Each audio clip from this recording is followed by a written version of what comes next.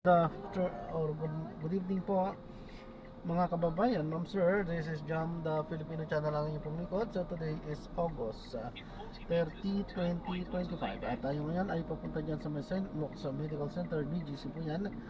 Dito yan sa Post Proper North Side, Fort Bonifacio, Taguig po yan. At dadalhin po natin sa may Lumiere Residences.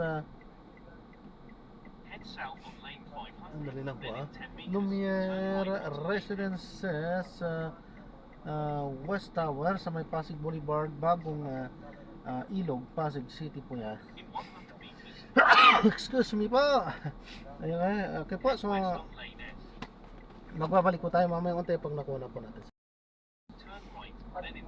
Disclaimer lamang po, ang content po natin ay kalsada at hindi ang passenger. Kaya nga naman, sakasakali man po na may marinig kayo, mga pangalan ng lugar, pangalan ng tao, pangalan ng organizations of government or private man yan, ay wala pong kinalaman ng channel nito at wala pong pinapatungkulan. Lahat po ng pinag-uusapan dito ay pawang dito lamang po yan sa loob at wala pong pinapatungkulan sa labas. Okay po, so magbabalik po tayo mamaya unti pag nakuha na po natin dyan.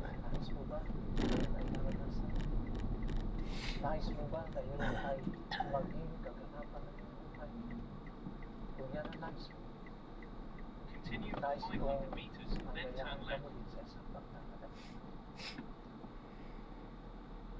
Mahal namin Diyos na makapangyarihan sa lahat. Kami po ay nagpapasalamat na sa kabila ng kalungkutan na hatid ng kamatayan, kayo po ay nanamnam na sa inyo pong ikalawang pagdating, ang pamilyang pinag-iwahiwanan mo sa karanasan kamatayan ay muling pagsasama-sama sa isang tagpo na doon ay wala ng mangyayari pag-iwahiwanan. Pagpalain po ang bawat pamilya ngayong gabi na sa aming pagsisikap na manampalataya at magtiwala at sumunod sa iyo. Maganap nawa sa aming buhay ang mga pangako mo sa amin.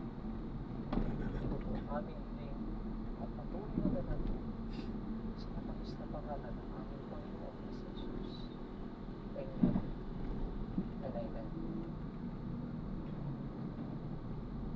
Tama kayo kung pagkakaloob natin ng ating buhay sa Panginoon, kumatok man ang kamatayan, wala tayong takot o kawalan ng pag-asa na nararanasan.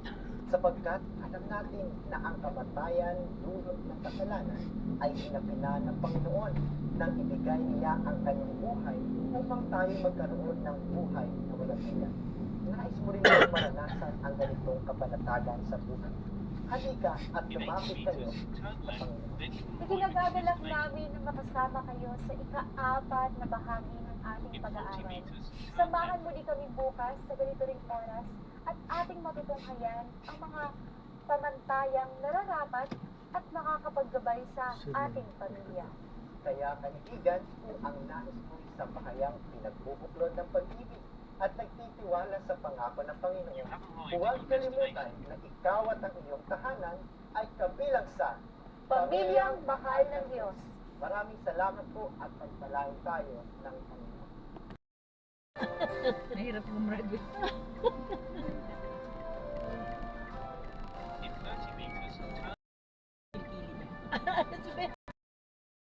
Kaya hindi na siya niya. Taga siya na.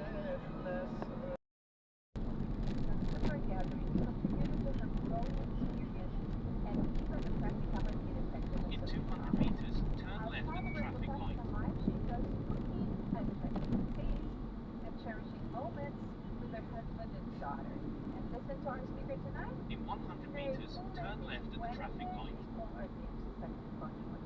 But before we go there, let us have, let us pause for a while for a word of prayer, and then we will give the time for giving.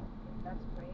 Thank the loving Father for giving us this time so that we can have time to appreciate, to recognize, and to give them our love and full attention to the moms that we have and all the mothers who are listening right now. Stay with us, Father, the whole time. Give us proper internet connection. And this beautiful line to connect with us, with our friends. We are very grateful for you are with us tonight. In Jesus' name we pray. Amen. Ma'am Jim, it's your turn po. Thank you so much. Pag-expose sa ito na nag-invite sa akin para mahagi sa inyo ng talk, topic, sa ganito. Kamusta po kayo? Sana po ay okay kayo ngayon at handa na para makinig sa ating topic.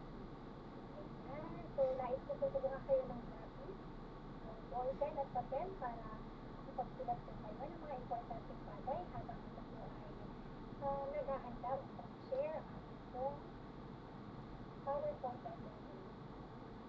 Ang title po ng aking ito, Delayed Ayan, the joy and sorrow. Alright, so mother is the soul of our home. Dito ba kayo? Ayan, tayo po ang mga reyna ng ating dahil sa nakapagpag tayo ng crown, visible, and pero tayo ay mahalagang role. Mother, Diyos, God, carries and release, Diyos, hindi nakikita ng mabigat, and nurtures and simbang. Ano kaya itong simbang na to? Ayan, so ito po yung malaking kalasyo. Ito po. Ito po yung ating mga para sa akin. Ito. Right, so here I want to talk about the joy and joy. Continue for 800 meters, then your destination will be on the right. Wow, I like it. And maybe, just maybe, the glory of motherhood is not perfection. Okay? Sometimes we like to be perfect. Dapat ganito, dapat ganyan. Dapat hindi ganito, dapat hindi ganyan, you know? But, in perseverance. We're not perfections, but perseverance. Since you're hearing today, or if you are here today, tonight, then joy should regret. Right. And all of this Sunday together with the mountain. Then again, you are not alone. Remember that. You was held. Look at this time of motherhood. According to the Greek mother is a particular or is a girl wherein you carry a child, that is the caregiver, and the educator. You are faced the journey that starts during pregnancy. And I remember I feel it in my memory is it still vivid, no? Something buwan na nagsisimang o nasa na, pag-stop mo, naaalala ko na, aking mga parents mo. Alright, for me, I have defined it as situation. Mindfulness is kanina na personality. Sa yes, yes, kasi wala po tayo. Tayo po ay pinilipat at wala ng mga buhay o buhay na pinapalaki natin sa anyway, In 100 meters, your destination will be on the right. here I am. That's the dictionary behind it as a parent or a female parent. This definition looks simple. Your destination is on the right. But in it, this is responsibility and Gusto pa sa isa pa. Ay, fairly nga pa. Nagkakatalituhan nga talaga minsan.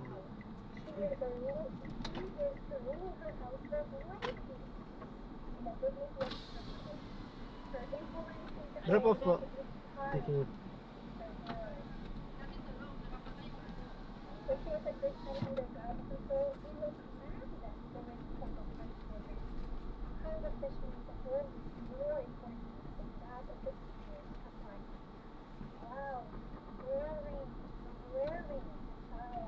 Ano po, God bless po.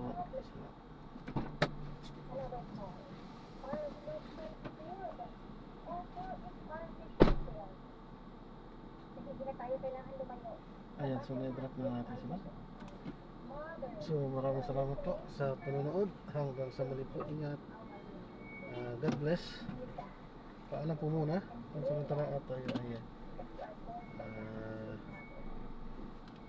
gagawa ng separate video sa ating susunod na version. Paalam po. So this is John pa rin, the Filipino channel. Ang inyong pong paalam po.